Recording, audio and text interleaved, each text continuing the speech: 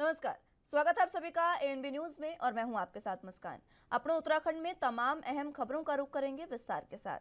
प्रदेश के मुख्यमंत्री पुष्कर सिंह धामी ने मुख्य सेवक सदन कैंप कार्यालय नैनीताल में पूर्व जिलाधिकारी रही आराधना जौहरी द्वारा लिखी गई किताब बियॉन्ड द मिस्ट्री वेल पुस्तक का विमोचन किया।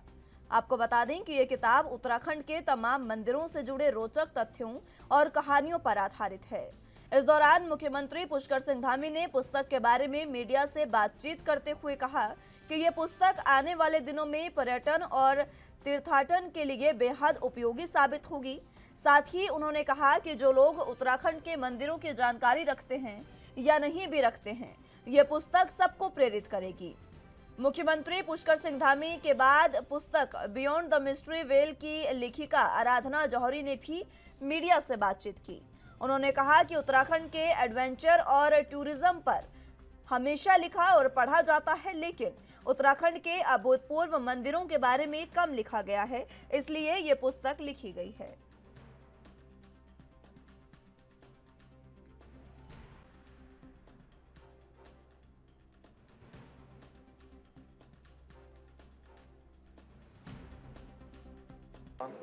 और हमारे यहाँ की सभी कलाकृतियाँ उन सब पर आधारित पुस्तक है, जिसकी लेखिका आराधना जौहरी स्वयं यहाँ की डीएम रह चुकी हैं। उनके पूज्य पिताश्री भी यहाँ के डीएम रहे हैं।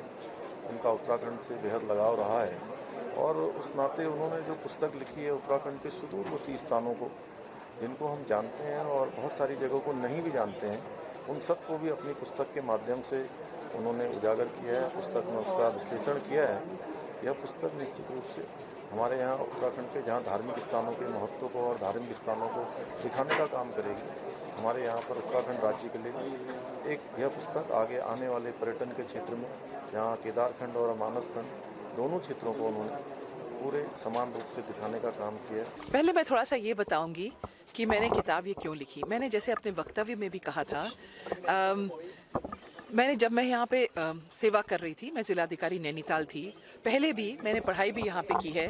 मैंने देखा कि नेचर, एडवेंचर, ये सब चीज़ तो बहुत करते हैं, लेकिन यहाँ के अभूतपूर्व मंदिरों के बारे में इतना ज़्यादा लिखा नहीं गया है। इसलिए मैंने मन बनाया कि ये किताब लिखूँ। कैसे लिखी मैंने? उस वक़्त मैं दिल्ली में तैनात थी, हर वेकेशन छुट्टी लेकर यहाँ आती थी और सब सर्किट्स किए मैंने, पंचकेदार, सप्तबद्री, इधर उधर और सारा ऊपर नीचे चल चला के शक्तिपीठें वगैरह, और इस तरीके से मैंने रिसर्च किया और ये किताब लिखी। मेरी आशा ये है कि ये उत्तराखंड के इन मंदिरों के बारे में उत्तराखंड के लोगों को तो लाभ होगा ही, जैसे माननीय मुख्यमंत्री जी ने भी कहा, इसको इस्तेमाल करेंगे रिलीजियस टूरिज्म प्रमोट करने के लिए, और उसके साथ साथ मैं चाहती हूँ कि देश में और बाहर भी ये जाए कि हमारी ये संस्कृति जो इतनी रिच है उसके बारे में सब पता चले। तो वहीं पुस्तक विमोचन के बाद पुस्तक बियॉन्ड द मिस्ट्री की लेखिका आराधना जौहरी ने पुस्तक लिखने के दौरान की गई सैकड़ों मंदिरों की यात्राएं और इन यात्राओं के अनुभव एएनबी न्यूज से साझा किए।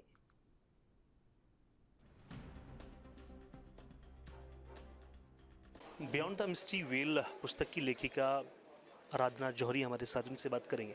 मैडम, अपनी पुस्तक लिखी है, क्या कुछ है इसमें खास? इस पुस्तक में मैंने उत्तराखंड के मंदिरों का विवरण किया है। लगभग 800 से 1000 मंदिर मैंने कवर किए हैं, और इनमें जो आर्किटेक्चर है, इतिहास है, लोक गाथाएँ हैं, माइथोलॉजी है और इनकी जो रिलीजियस सिग्निफिकेंस है, इस सब के बारे में मैंने लिखा है। इनमें से कुछ मंदिर मैंने डिटेल में दिए हैं और कुछ मैंने सूचीबद्ध किए हैं, ताकि अगर कोई और रुचि रखे तो इस काम को और आगे ले जा सकते हैं। मैडम, अगर बात करें तो कितने मंदिरों पर आपने रिसर्च किया है, ख़ासतौर से उत्तराखंड के मंदिरों को? क्योंकि शायद ये पहली ऐसी पुस्तक है जो तमाम मंदिर हैं उत्तराखंड के, जो प्रसिद्ध मंदिर हैं, उनके बारे में तमाम जानकारियाँ प्रोवाइड कराती हैं। पहली पुस्तक तो नहीं होगी, थोड़ा बहुत लिखा गया है, लेकिन परहैप्स इतना एक्सटेंसिव कवरेज मेरे ख्याल से मैंने प्रयास किया है कि करूं। 800 से 1000 मंदिर कवर हैं। इनमें से काफ़ी मैंने खुद विज़िट किए हैं। उसके अलावा मैंने बुक रिसर्च भी किया है, किताबें पढ़ी हैं इसके बारे में, आर्किटेक्चर, हिस्ट्री वगैरह के बारे में, और उसके बाद ये पुस्तक लिखी है। मैडम, कई मंदिरों का आपने दर्शन किए हैं, अगर हम बात करें सबसे ख़ास जो अनुभव रहा आपका, किस मंदिर की रिसर्च के दौरान रहा, या किस यात्रा के दौरान जब आप किसी मंदिर के लिए गए रिसर्च के लिए? यदि आप मुझसे पूछें कि मेरा सबसे वंदनीय मंदिर कौन सा है, तो ये तो सबके साथ साथ केदारनाथ बाबा भी ही मेरे सबसे वंदनीय हैं। और प्रथम बार मैं गई थी तब पूरा मैंने ट्रैक किया था और बहुत ही आनंदस्पद अनुभव था। हाल में इस किताब के लिखने के दौरान मध्य महेश्वर का एक ट्रैक मुझे याद आ रहा है, जो कि कठिन ट्रैक था और हमने थोड़ा सा मिस टाइम कर दिया था। 15-20 किलोमीटर की ऊपर चढ़ाई थी और उतना ही फिर वापस आने का था। तो रात को हम जंगल में चल रहे थे, खड़ी चढ़ाई आगे दिख रही थी, बहुत थके थे और अचानक वो 2 आँखें और 2 लेपर्ड की दिखी और उसके बाद तो ज़रूर ये था कि थकान वकान सब चली गई थी और तुरंत भागते भागते रात में ही मंदिर पहुँचे। तो ये एक मुझे बहुत स्मरण आ रहा है इमीडिएटली। ऐसे बहुत से अनुभव हुए थे, जैसे गौमुख का ट्रैक था। गौमुख में इतना सुंदर है, वहाँ आप जाके जब गंगा नदी के स्रोत के सामने खड़े होते हैं तो समय तो बिल्कुल रुक ही जाता है। बाएं में आपके भागीरथी पीक्स हैं और राइट में आपके शिवलिंग पर्वत है। तो इतना आनंदस्पद अनुभव है कि बयान करना मुश्किल होता है। मैडम, मेरा आखिरी सवाल आपसे ये है, चूँकि आपने पुस्तक लिखी है, पूरा रिसर्च किया है, क्या ये कहा जा सकता है कि ये पुस्तक जो है भगवान और मनुष्य के बीच एक संपर्क पैदा कर सकती है, एक जुड़ाव पैदा कर सकती है, एक कनेक्शन पैदा कर सकती है? मेरी उम्मीद है कि ये किताब पढ़ के लोग अपने मंदिरों के बारे में और जानकारी बढ़ाएंगे, उससे उनका लगाव बढ़ेगा और ईश्वर की ओर और बढ़ावा होगा। मैडम, क्या ये पुस्तक जो है ऑनलाइन भी अवेलेबल हो पाएगी तमाम दर्शकों के लिए? जानकारी दीजिए। जी, ये पुस्तक अमेज़ॉन पे और फ्लिपकार्ट पे अवेलेबल है। अब थी हमारे साथ बियॉन्ड द मिस्ट्री व्हील की लेखिका आराधना जौहरी जी ने साफ तौर से तमाम जानकारियां दी हैं। उत्तराखंड के तमाम जो प्रसिद्ध मंदिर हैं, उन तमाम मंदिरों को एक धरोहर के रूप में इस किताब में संजोया गया है। तमाम दर्शकों के लिए भी किताब आने वाले वक्त में काफ़ी मुफीद साबित हो सकती है। अपने सहयोगी सतीश कोठारी के साथ मैं असगर जाफरी, NB न्यूज़, देहरादून के लिए। इधर उत्तराखंड में कांग्रेस ने सरकार पर सरकारी नौकरियों में अनियमितता का आरोप लगाया है। इसे लेकर कांग्रेसियों ने सचिवालय कूच किया। कांग्रेसियों ने सरकार पर कई विभागों की भर्तियों में भ्रष्टाचार और अनियमितता के आरोप लगाए हैं। वहीं इस दौरान नेता प्रतिपक्ष यशपाल आर्य, उपनेता प्रतिपक्ष भुवन कापड़ी समेत कांग्रेस के प्रदेश अध्यक्ष करण माहरा मौजूद रहे।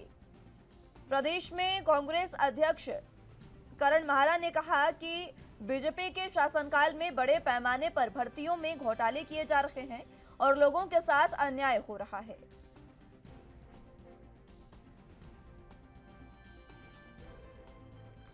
तो आपको बता दें कि सरकारी नौकरियों में अनियमितता को लेकर उत्तराखंड में कांग्रेस ने सरकार को घेरा और सरकार पर कई संगीन आरोप लगाए। सरकार पर आरोप लगाते हुए तमाम विपक्षी दलों और कांग्रेस ने खासकर सचिवालय का कूच किया। वहां जाकर कांग्रेसियों ने सरकार पर कई विभागों की भर्तियों में भ्रष्टाचार और अनियमितता के आरोप लगाए हैं। इस दौरान नेता प्रतिपक्ष यशपाल आर्य, उपनेता प्रतिपक्ष भुवन कापड़ी समेत कांग्रेस के दिग्गज मौजूद रहे। सबसे अहम बात, प्रदेश अध्यक्ष करण माहरा भी इस दौरान मौजूद रहे, जिन्होंने बीजेपी के शासनकाल में बड़े पैमाने पर भर्तियों में घोटाले किए जा रहे हैं और लोगों के साथ अन्याय किया जा रहा है, ये बात कही।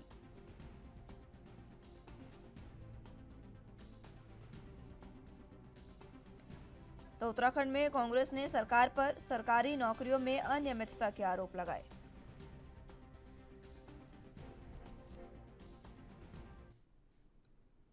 चमोली जिले के हेलंग घाटी में ग्रामीण महिलाओं से घास के गट्ठर छीनने और महिलाओं को थाने ले जाकर 6 घंटे तक बैठाकर उनका चालान काटने के मामले में अब तूल पकड़ लिया है। वहीं अब इसी मामले को लेकर प्रदेश कांग्रेस मुख्यालय में कांग्रेस प्रवक्ता गरिमा दसोनी ने प्रेस कॉन्फ्रेंस कर कहा कि सरकार हरेला पर्व को बड़े धूमधाम से मना रही है और इसको पर्यावरण दिवस का नाम दे रही है। जगह जगह लोग पेड़ लगा रहे हैं, तो वहीं हमारी माताएं और बहनें अपने पशुओं के लिए घास काट रही है और लेकर आ रही है, तो उनके साथ दुर्व्यवहार हो रहा है। इतना ही नहीं, उन्होंने कहा कि CISF कर्मियों द्वारा बदतमीजी और उत्पीड़न हुआ। मुख्यमंत्री धामी और सहकारिता मंत्री धन सिंह रावत बताएं कि आपके द्वारा क्या कार्रवाई की गई है। चमोली के हिलंगा गांव में जिस तरह से हमारी एक बुजुर्ग मातृशक्ति के साथ CISF के कर्मियों द्वारा धक्का मुक्की की, बदतमीजी की और जिस तरह की यातना की तस्वीरें और वीडियोस आ रही हैं, वो झकझोर देने वाली हैं। क्या आज 22 सालों के बाद हम सोचने के लिए मजबूर नहीं हैं कि पृथक पहाड़ी राज्य इसलिए मांगा गया था कि जिस मातृशक्ति की बदौलत ये उत्तराखंड राज्य हमको मिला, अपने को उन्होंने कुर्बान कर दिया इस प्रदेश के बनने के लिए, अपनी अस्मिता लुटा दी। जिन मातृशक्ति ने आज ये दिन देखने के लिए राज्य मांगा था कि हमारे ही राज्य में हमारे ही मवेशियों के लिए चारा ले जाना दूभर हो जाएगा, एक मातृशक्ति घास का गट्ठर ले जा रही है और उसके साथ जिस तरह से व्यवहार हो रहा है, उसके साथ जिस तरह से यातनाएं या उत्पीड़न उसका हो रहा है, क्या कार्रवाई की बताएं मुख्यमंत्री धामी, क्या कार्रवाई की बताएं सहकारिता मंत्री धन सिंह रावत। बड़े गाजे बाजे के साथ घसियारी योजना को लागू किया गया था, टूल किट दिया गया था, उस टूल किट में दराती भी दी गई थी। वो दराती दी क्यों थी, मंत्री धन सिंह रावत जी से पूछना चाहते हैं। क्या उसको सजाना है घर में या मातृशक्ति ने अपने मवेशियों के लिए चारा लाना है, ये भी आपको बताना चाहिए था। अमित शाह जी आए थे गृह मंत्री घसियारी योजना में, लेकिन आज पूरे देश के अंदर उत्तराखंड की छवि धूमिल हो गई जब एक 60 साल से ऊपर की महिला के साथ इतनी अभद्रता होते हुए हम देख रहे हैं। सर शर्म से झुक जाता है ऐसी विभत्स तस्वीरों को, और वो भी तब जब हमारे वहाँ लोक पर्व हरेला मनाया जा रहा था, बड़े बड़े मंचों से बहुत बड़े बड़े भाषण दिए जा रहे थे प्रकृति और पर्यावरण के संरक्षण के लिए। उस दिन की घटना है और निश्चित रूप से हम सब के लिए शर्म से सर। उत्तराखंड में लगातार हो रही भारी बारिश के चलते बाढ़ की स्थिति बनी हुई है। सरकार भी लगातार बचाव कार्य में जुटी है। इसी बीच बारिश को लेकर उत्तराखंड में जारी किए गए रेड अलर्ट भी है, जिसे लेकर सीएम ने कहा कि आपदा प्रबंधन के अधिकारी, शासन के अधिकारी, जिला अधिकारी लगे हुए हैं। सड़क खोलने के लिए जेसीबी तैयार है, हमारे 2 हेलीकॉप्टर भी तैयार हैं, वो भी समय पर राहत पहुंचाने का काम करेंगे।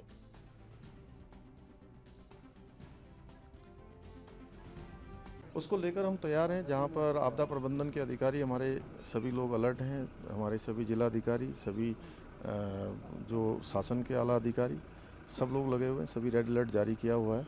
जैसे जैसी सूचना आएगी उसके आधार पर हम काम करेंगे। रोडों को खोलने के लिए, नालों को खोलने के लिए जगह जगह पर जेसीबियां तैनात हैं, और भी जो ज़रूरत पड़ेगी हेलीकॉप्टर भी हमारे तैयार हैं। उनके इस बार भी 2 हेलीकॉप्टर हमने पहले से तैयार किए हुए हैं, वह भी समय समय पर।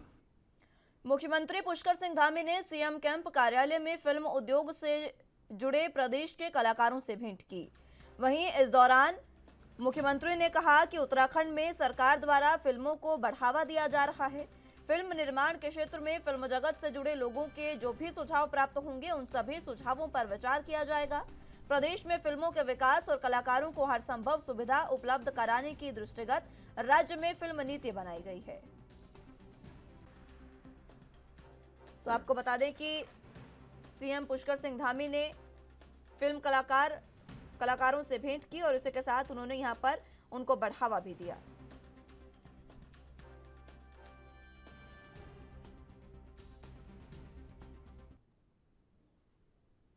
भारतीय जनता पार्टी ने हरिद्वार जिले में होने वाले त्रिस्तरीय पंचायत चुनाव के लिए प्रत्याशियों के 3 नामों के पैनल तैयार करने के लिए 3 सदस्यीय समिति का गठन किया। आपको बता दें कि बीजेपी प्रदेश अध्यक्ष मदन कौशिक के निर्देशानुसार हरिद्वार त्रिस्तरीय पंचायत चुनाव के लिए प्रत्याशियों का पैनल तैयार करने के लिए 3 सदस्यीय समिति का गठन किया गया है। गठित समिति में प्रदेश महामंत्री कुलदीप कुमार, प्रदेश उपाध्यक्ष और बीजेपी विधायक खजान दास और प्रदेश उपाध्यक्ष खिलेंद्र चौधरी को रखा गया है। गौरतलब हो कि ये 3 सदस्यीय समिति को हरिद्वार जिले में प्रवास कर वरिष्ठ पदाधिकारियों से रायशुमारी करके जिला पंचायत स्तर पर पंचायत चुनाव के लिए प्रत्याशियों के 3 लोगों के पैनल तैयार कर जल्द ही प्रदेश अध्यक्ष मदन कौशिक को सौंपेंगे।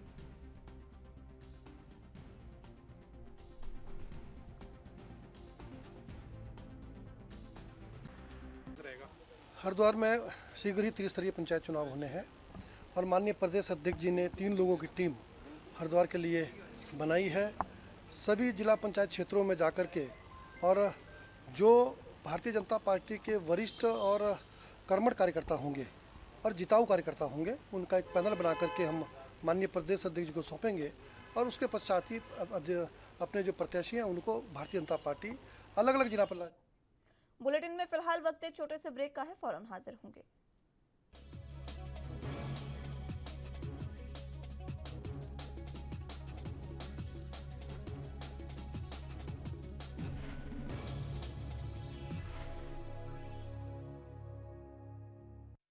ब्रेक के बाद एक बार फिर से स्वागत है आप सभी का अपने उत्तराखंड में। तो खबरों में आगे बढ़ते हैं। सावन के साथ साथ कांवड़ यात्रा की भी शुरुआत हो गई है। सावन महीने में गंगा के पवित्र जल से शिव भक्त शिवलिंग का जलाभिषेक करते हैं। हिंदुओं के लिए पवित्र माने जाने वाले इस महीने में उत्तराखंड प्रशासन ने कांवड़ यात्रा के दौरान मीट और शराब को लेकर कुछ अहम फैसला किया है, जहां पर कांवड़ रूट पर सभी शराब की दुकानों को बाहर से कवर किया जाएगा, जबकि कांवड़ यात्रा मार्ग पर मांस की दुकानों पर भी प्रतिबंध रहेगा। तो वहीं हरिद्वार सिटी के एसपी स्वतंत्र के सिंह ने कहा है कि प्रशासन के इस आदेश का उल्लंघन नहीं होगा। पाबंदियों को लागू करवाने के लिए पुलिस बल तैनात रहेंगे। जब तक कांवड़ यात्रा जारी रहेगी, यह आदेश लागू रहेगा।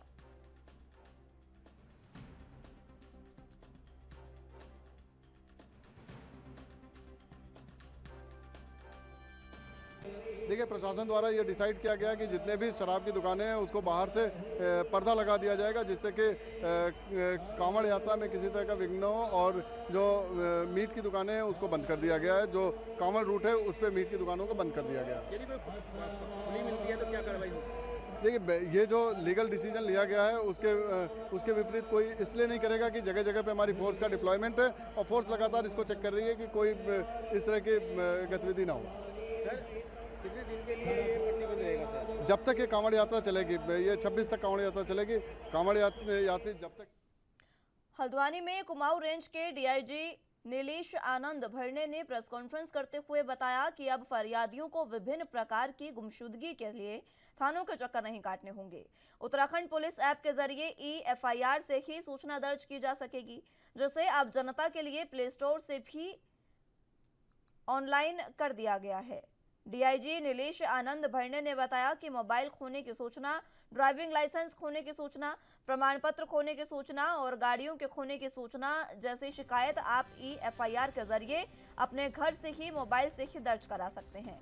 डीआईजी ने बताया कि क्राइम से संबंधित FIR अभी ऑनलाइन दर्ज नहीं होंगी, केवल खोए हुए वस्तुओं की ई-FIR ही इस पर दर्ज की जाएगी।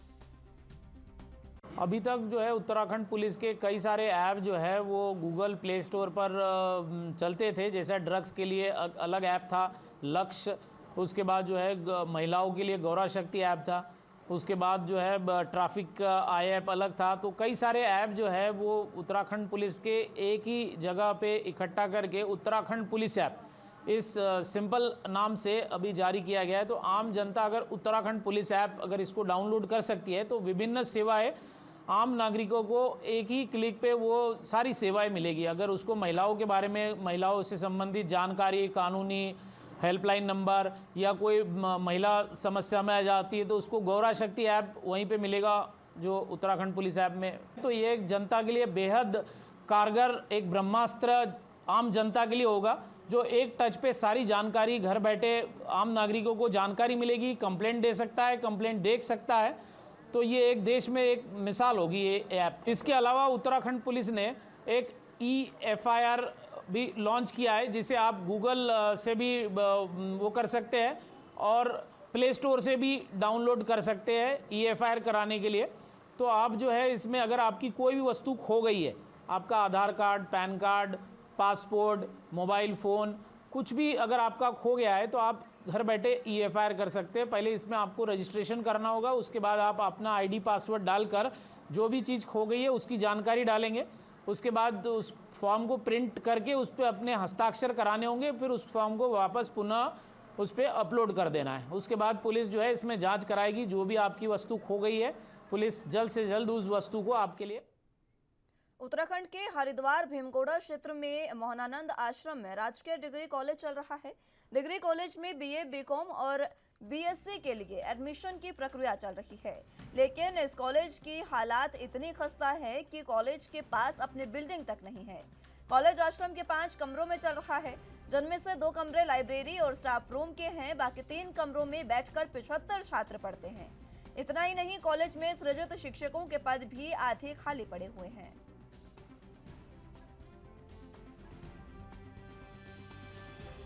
देखिए, भूपतवाला में हमारे माननीय प्रदेश अध्यक्ष जी ने सरकार से एक डिग्री कॉलेज यहाँ पे खुलाया है। पहला डिग्री कॉलेज जहाँ की BSc की भी पढ़ाई हो रही है, बीकॉम की भी पढ़ाई होगी और बीए की भी पढ़ाई होगी। मैंने जिलाधिकारियों को कहा है कि जल्दी ज़मीन दे दीजिए, जैसे ज़मीन का क्लियर होगा हम 5 करोड़ रुपये दे। प्रारंभिक तौर पे यहाँ पे इसलिए चल रहा है कि कोई और व्यवस्था नहीं हो पाई, तो यहाँ जो हमारे इसके जो अध्यक्ष हैं उन्होंने महाराज जी ने कहा कि भाई 5 कमरे मैं देता हूँ चुनावी समय में, तो हम यहाँ पर बैठ के अपना संचालित किया। एक क्या कहते हैं, एक बैच यहाँ से बीए का बीकॉम का निकल भी गया है, उसके एग्ज़ाम आज पूरे हो गए हैं। और समस्या है, बिल्कुल समस्या है, क्योंकि हमारे पास अभी यहाँ पर बहुत ज़्यादा अपने आप को जो जिस तरह से प्रॉपर वे में हम कॉलेज महाविद्यालय चलता है उस तरह से नहीं चला पा रहे हैं, क्योंकि साइंस के बच्चों को भी हम प्रॉपरली प्रवेश नहीं दे पा रहे हैं, क्योंकि हमारे पास लैब की सुविधा नहीं है। 5 कमरों में हम ना तो लैब चला सकते हैं, लेकिन हमारे स्तर से, शासन स्तर से निरंतर प्रयास किया जा रहा है कि इसका कुछ ना कुछ। मानसून के दौरान हल्द्वानी, भीमताल और जिले के अन्य इलाकों में होने वाले जलभराव को लेकर डीएम ने सख्त रुख अपनाया है।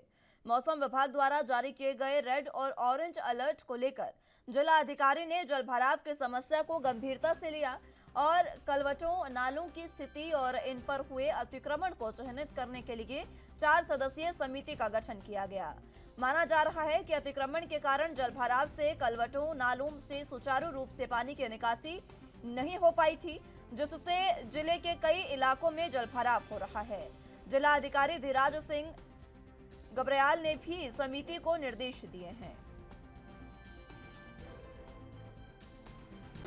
इसमें देखिए, कहीं न कहीं जो जलभराव की स्थिति है उसके लिए बहुत सारी चीज़ें हैं। एक तो ये भी चेक करवाना है कि कहाँ अतिक्रमण हुआ है, किन लोगों ने अतिक्रमण किया है। इसका स्थायी समाधान तभी हो सकता है जबकि हम अतिक्रमणों को चिन्हित करें और उसकी सफाई करें, और जिन जिन जगहों पे नाले की सफाई करनी है वहाँ करवाएं, और जिन जगहों पर अतिक्रमण हटना वो हटाएं, और जिन जगहों पे जलस्तर बिना अतिक्रमण के भी ऊपर उठ रहा है ऐसी जगहों पे कहाँ पे प्रोटेक्शन का काम हो सकता है तो ये काम करवाएं। तो उसके लिए हम लोगों ने अपने जितने संबंधित विभाग हैं, चाहे नगर निगम हो, सिंचाई विभाग हो, पीडब्ल्यूडी को, इनको निर्देशित कर दिया है। तो ये स्थायी समाधान तभी होगा, ये केवल हम बरसात में ही हम लोग को ये ध्यान में न रहे, बरसात के बाद वाकई में स्थायी समाधान क्या हो। उत्तराखंड के काशीपुर में नशे पर बड़ी कार्रवाई करते हुए कुंडा पुलिस ने एक आरोपी को बड़ी मात्रा में चरस के साथ गिरफ्तार किया है। आज इस संबंध में पुलिस क्षेत्राधिकारी कार्यालय में प्रेस कॉन्फ्रेंस करते हुए सीओ वीर सिंह ने बताया कि वरिष्ठ पुलिस अधीक्षक ने नशे के खिलाफ चलाए जा रहे अभियान और निर्देश पर आज ढेला नदी के पास कदीर अहमद को गिरफ्तार कर लिया है। पुलिस द्वारा चेकिंग के दौरान एक व्यक्ति को पकड़ा गया, तो जब उसकी तलाशी ली गई तो उससे 1 किलो चरस बरामद हुई। तो पूछताछ करने पर उसके द्वारा बताया गया कि वो रामपुर का रहने वाला है, अपने घर में ही इसको बनाता है और काशीपुर, कुंडा, जसपुर, ठाकुरद्वारा क्षेत्र में इसकी सप्लाई करता है। तो उसकी अरेस्टिंग कर ली है, उस पर एनडीपीएस एक्ट के तहत थाना कुंडा में मुकदमा दर्ज हो गया है। अब इस पर इन्वेस्टिगेशन चल रही है।